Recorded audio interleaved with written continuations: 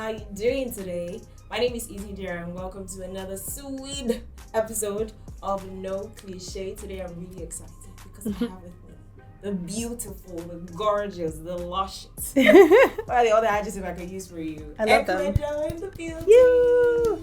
Round of applause. First of all, I love your hair. Oh, thank I'm very big you. on natural hair, so when I see somebody rocking their natural hair, I'm just like, Yeah, I'm it's kidding. like, it's been my recent sort of thing because I wore my hair straight for so long that now like my hair's falling out. I need to start embracing just and I love the color pouring as it. well. Oh, thank you. I Thank recently you. just colored my hair. Yeah, so and it looks great.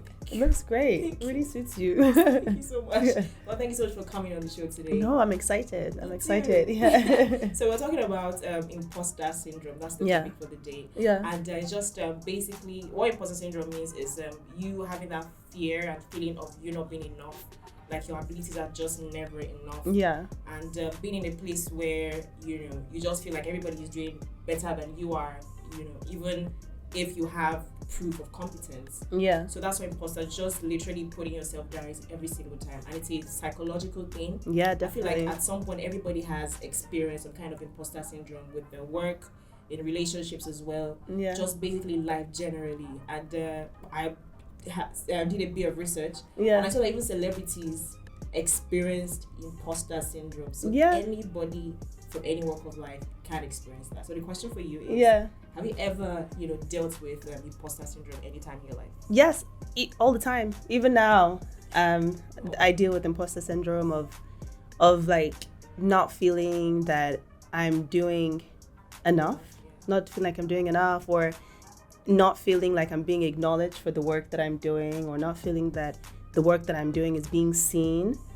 And it's crazy because a lot of times that can be such an internal feeling, because when you do put those emotions out there, people do turn around and say, hey, actually we love your work is great. Yeah. And then it reminds you, and it's like a temporary band-aid, but then you do fall back into the cycle of feeling, oh, yeah, but should I be doing more? And it's really hard when you're in entertainment or you're freelance, because the measure of your work is sometimes, it's not like when you work in a company that maybe you graft and every so often you get a promotion, you get a raise. You can say, I've been here 3 years, I've got 20% raise.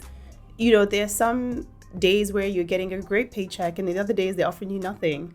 And they can, that offer of nothing sometimes can be like, did I not prove to you that I am now deserving of the paycheck? Why are you coming to me and asking me still for favors? And that's because it's the type of industry that we're in, that's developing, and it's still new, and it isn't as financially buoyant as other industries. Sometimes, you can start to feel like, where do you put your foot down, or how do you determine your worth? Sometimes when you feel like you're being offered not enough, or you're not being offered the paychecks that, having been in the industry. I mean, how long have I been in the industry? Since 2010. So That's a long time. over a decade. Sometimes you just feel like, why are you doing that? And you can tend to like self-reflect badly, but then you also have to sort of like have like you have to step away from the work, and you have to sort of Just have some time to take stock of that, everything that you've done. I remember when I started, I never suffered from imposter syndrome when I was in my early 20s. I was like, I'm great at everything that I do. I work very, very hard. And, if you work hard, it's a meritocracy. You will get back what you put out. And I had, a lot of great, and I had a lot of opportunities that did do very well. Those opportunities did very well. So I was like, yeah, I'm winning. I'm doing great. But then at the time, I remembered that I would start reading the comments, right? I would start reading comments, and people would say, oh, she's only successful because of X, Y, and Z. And if I was more mature, so a lot of times they would say, oh, she comes from privilege, or, she's light skinned, or whatever it was. And I would be so defensive about the things that people were saying, like, what are they saying? That I felt like it was taking away entirely from the good that I was doing, So the interesting was that, yes, I did have those specific advantages, but then I never thought to myself, well, so many people do have similar advantages, and yet they're not doing as well as you are. So why are you so focused on defending these things that you have no control over, but continue to control what you do have, which is just putting the work out? And at that time, I just couldn't. I was too young. I didn't understand. I thought it was very painful for me at that time. But then, I guess 10 years later, I'm still working and still fighting to try and prove myself. And I don't know whether that is a product of imposter syndrome, that I'm constantly like, I must be the best. I must do the best. I must be excellent at everything I do, so nobody can tell me that the reason why I'm not great is because of X, Y, and Z. That the reason I am great is because I'm a great actor, I'm a great producer, I'm a great MC, I'm a great host, you know, I'm a great mom even, do you know what I mean? All these things, like, no one's gonna, they can be nothing. And I realized that even that is a poor mindset, because it keeps you trapped in the imposter syndrome mindset. It keeps you wanting to prove to somebody else, as opposed to just, you know, running your course and working as hard as you can be and achieving what you want to achieve out of things. And to be honest, like, learning to like slow down and take stock has been such a big lesson for me, to be able to say, okay, what are we doing? What have you done? And, you know, where do you want to go? Like, what are your targets? You know, what do you want to achieve? And that for me is helping to sort of readdress some of those, you know, negative thoughts. I think it's very interesting, because when you see somebody who's in the limelight, from what we see, because we're only watching from the outside, we would always think that, oh, this person is doing so well, because literally, I don't think you've ever been on any project and it hasn't been good. You're a great producer, and I've read a lot about you as well in the producing space. You're a fantastic actress, and we didn't know all of this before until you started to show this part of yourself to us. You're a great host. That's just that's you. That's who you are, right? So when we look at you from the outside, we see these things, and it's amazing how you would go back in your house and start to think, oh, I'm not doing as good as everybody else is doing, and it's just, wow, it's amazing, right? I don't know. I think it is. I think people do get really surprised, and I wonder if that is because maybe the standards I'm setting for myself are crippling, you know. But then also, I think I also have, you know, I've had some negative experiences where, okay, so another part of imposter syndrome is that even in your industry, you can have people talking negatively about you, you know, or maybe not holding you in the type of esteem that maybe you deserve because of personal reasons. And you have to be able to separate that not everybody's going to like you, even professionally. And sometimes it can be frustrating because some people are gatekeepers, right? Because some people, you want them to like you so badly. You want them to approve of you so that they're not a deterrent to the work that you're doing. Because in Nigeria, you know, and especially and I don't know about other industries, but there's some people that are gatekeepers, and it's all about favor, right? And for whatever reason, until you get to know me, I don't think I'm that approachable just if you meet me first. So I always think that, oh, that person doesn't like me, you know? They think that I'm snooty, or they think that I'm aloof, or they don't think I'm relatable, or they don't think that I'm willing to be accommodating, or I'm not gonna drop my price, or I'm gonna be difficult to work with. I feel like a lot of people have these perceptions of me that don't come from anywhere. Just an assumption. They see me and like, this is who you are. And I can tell you, like, 9 times out of 10, I have people come up to me once they work with me. I didn't know that you were so nice. I didn't know you were so down to earth. I didn't know you're one of us. I didn't know they're a real grad girl. Like, it's weird. Like, so it's sometimes you're also dealing with that, you know. So I'm dealing with people reacting to me how they think I am when I'm not like that, and I'm feeding off that energy. And I go away and I always say to my mom, I'm always like, I don't know, people don't seem to like me, you know, until they get to know me. And that too can also feel a little bit disheartening. Like, oh, okay, so if you don't like me, am I not going to get access? Yes. Do I now have to figure? So then I'm not like, how do I figure out how to prove to this person? It's not fine. It's looking for ways to do things on your own. You know, that I'm able, or I'm valid, or I'm experienced enough, or whatever it is. And then also even in production, like, when you go from being like a red carpet host, glamorous, like, covering glamorous lifestyle and stuff, people don't think, like, the same way I came in here and I said, I just came from football practice. Yeah. And you're like, you say football? And I'm like, yeah, I've got a game tomorrow. I feel that it's the same thing when I go to a production set and they say, oh, who's the producer? Oh, Eku's the producer. And they're like, and that's fair, because as long as you can be surprised, but respect me. And then once you work with me, like, oh, she's a really good producer. Like, oh my God, but actually, I want to work with you all the time.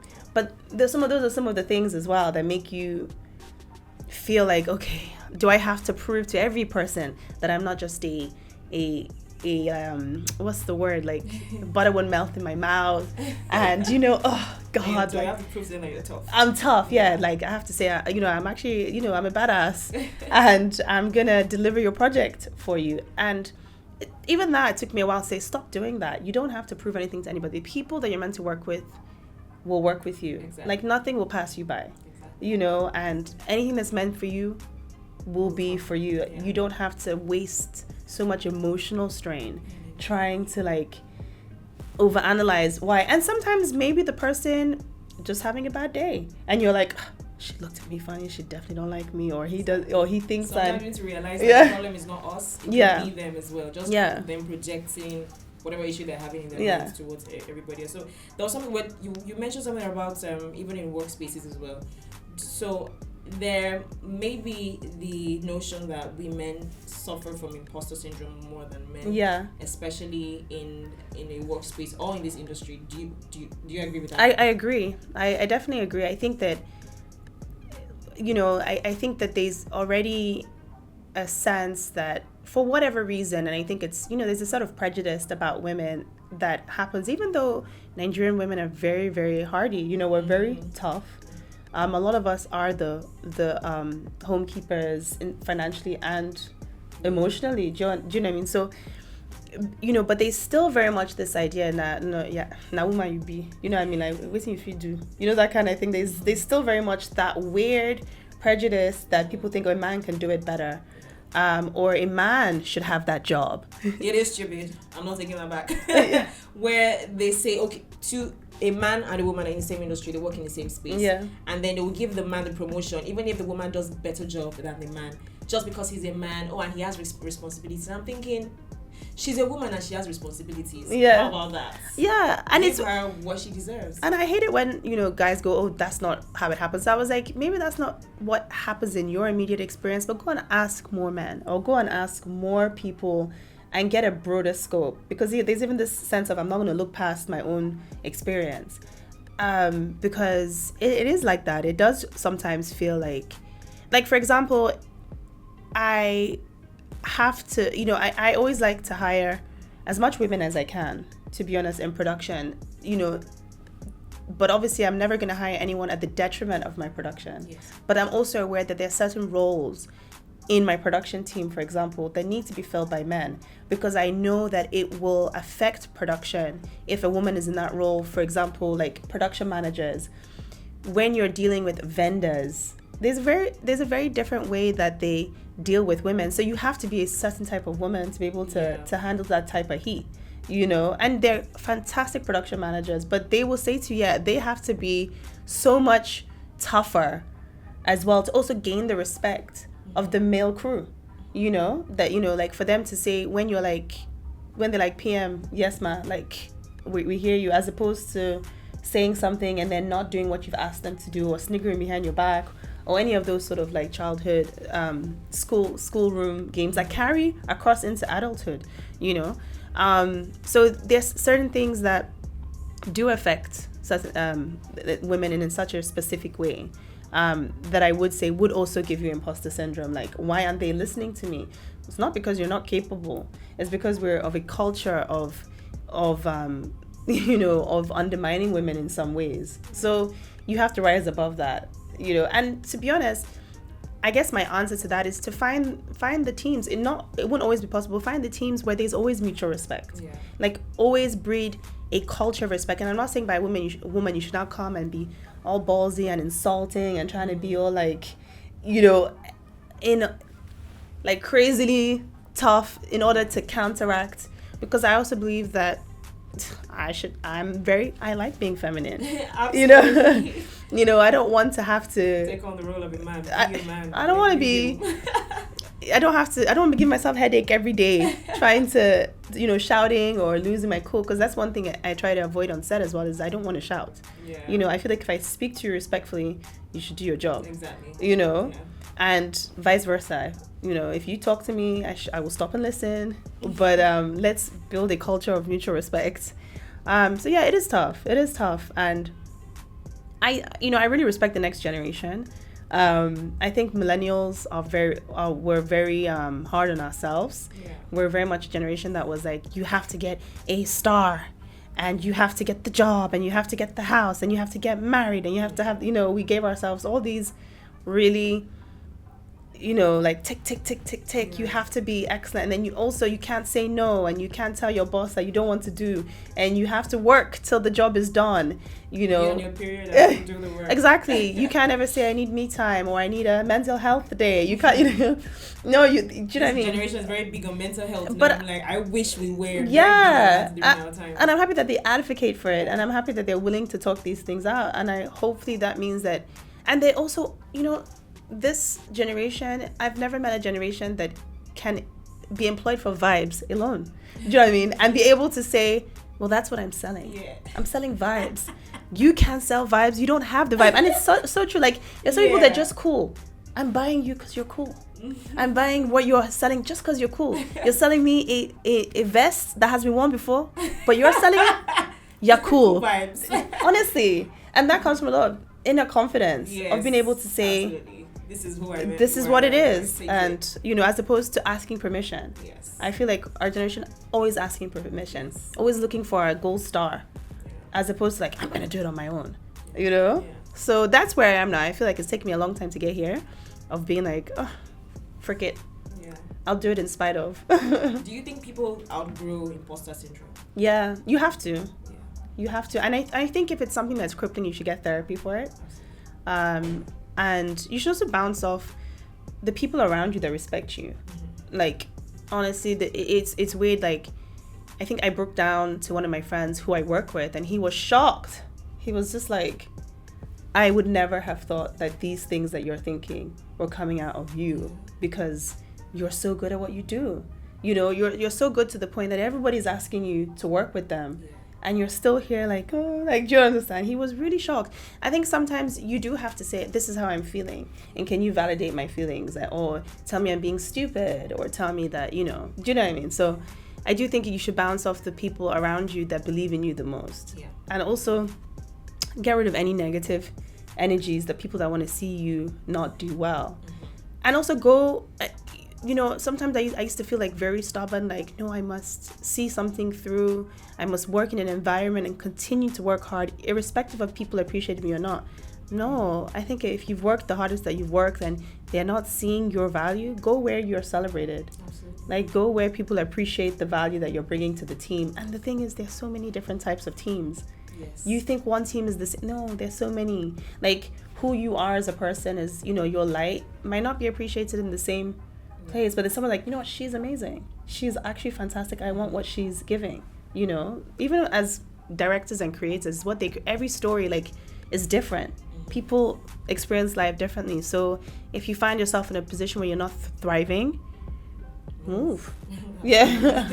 Absolutely. So there was a video I watched, and the person had said something like, there's a difference between how you feel towards someone or certain people, and there's a difference between that and how they make you feel. Yeah. So they could be nice to you, they could be good, they could have a great personality, that's who they are. But how do they make you feel? Do they project some kind of onto you? Yeah. Yeah. So if you ever feel some kind of negative energy from anybody, move out of that space. Honestly. If it's a work environment, find the next work environment. And the lie is that the lie people tell you in different work environments is, you will never get a job. There are no jobs out there. So if you leave this one, where are you going to go to? There is always the next thing, because I've been there. Yeah. So I can say I left a job, went to literally started doing my own thing, got into the next, and I'm doing way better, and I'm like why didn't you do this like 5 years before Yeah, now, right? because you weren't ready. Right. You weren't ready, but you know what I mean. But you are, and and starting new is scary. Yes. But like you said, once you found actually I can do this, and you're thriving. Yes. I think people forget that so much of life is a combination of spiritual, emotional, the work that you do, the breaks that you take, the family that you keep, the company. Like, I think people forget that it is so important, especially the emotional. And maybe just in the I think even if I worked in an office, if I was miserable, I would be plotting my exit. I wouldn't quit, but I would be like, okay, every day I need to, once I've done my work, I need to write down and try and figure out what do I need to do to be happy, or what work can I do that will bring me money and at the same time I will feel better, So I there's so many things I would say, like, the younger you are, just take more risks and pivot and change and find your tribe, of people that believe in you. Don't get stuck in a weird place. So, I mean, there are two things with imposter syndrome. If it can make you feel self-doubt, feel anxiety, or it could push you to doing better. Those are like two different, they're opposites, but that's what imposter syndrome does. So it really is, you can fight at the end of the day, it's about choice. Choose either you want to go left or you go right, and make the choice of being better, doing better, improving on yourself. That's what you feel needs to be done, because you can actually be that good, but in your mind you feel like you're not good enough. Okay, if you think you're not good enough, do something to make you better than what you're doing. Maybe at the end of the day, it's what you take feel. A course. Exactly. It's weird, like exactly what you're saying. Like we had to do an exercise of writing down, I think, what we had achieved in the last 2 years. I was like, this was a great exercise, and it could be anything. It could be like, I went to, my daughter's sports day or something, so I was able to honor family time, and I was able to show up for her. I went to church more than once in like 6 months. So I was working on my spirituality. Then I started listing my professional stuff, and it was really long. And I was like, actually, you do this thing really well. You know what I mean? So there's sometimes you might feel you just need to remind yourself, like, just like literally remind yourself, like, look what you've done, look how many steps you've taken, even if it's like, I quit that job I hated. Yes, good for you. You did it. So